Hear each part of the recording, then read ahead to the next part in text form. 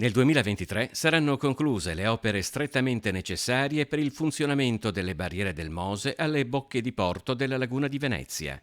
Tra il 2023 e il 2025, invece, è previsto il completamento di tutte le opere previste dal Piano Europa, oltre agli interventi nei comuni di Cavallino Treporti e Chioggia.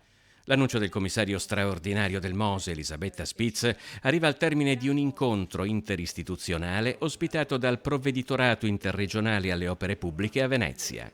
Non solo sul piano amministrativo, con il superamento di tutte le difficoltà del Consorzio Venezia Nuova, non solo sul piano della progettazione, ma anche sul piano della realizzazione. I 538 milioni che sono stati attribuiti appunto al completamento dei lavori del Mose e tutti gli altri lavori connessi sono sufficienti per completare tutta l'operazione. Il Mose è un'infrastruttura energivora, consuma 8,5 MW sia a regime che a riposo. Per questo è stato progettato un impianto fotovoltaico da 13,5 MW, più che sufficiente a coprirne il fabbisogno energetico e la cui eccedenza sarà devoluta a favore dei comuni e delle attività produttive. Ma nell'ultimo periodo non ci si è dedicati solo al Mose. Presente assieme al ministro Federico D'Incà, Renato Brunetta, ministro della pubblica amministrazione con Draghi, rivendica il lavoro svolto per Venezia dall'ultimo governo. I 20 mesi di Draghi sono stati determinanti.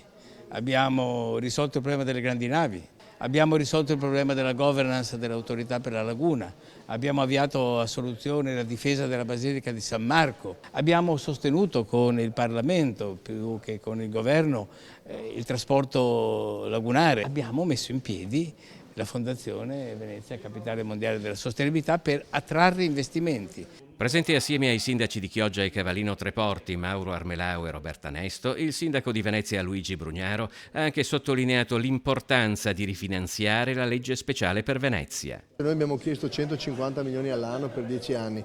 Abbiamo fatto questa richiesta ancora qualche anno fa con una delibera del Consiglio Comunale all'unanimità. I costi di Venezia sono oggettivamente alti, cioè pensate soltanto ieri per alzare il ponte di Calatrava, per ricorreggerlo, ci abbiamo messo una giornata, è costato 200.000 euro tra monitoraggi eccetera.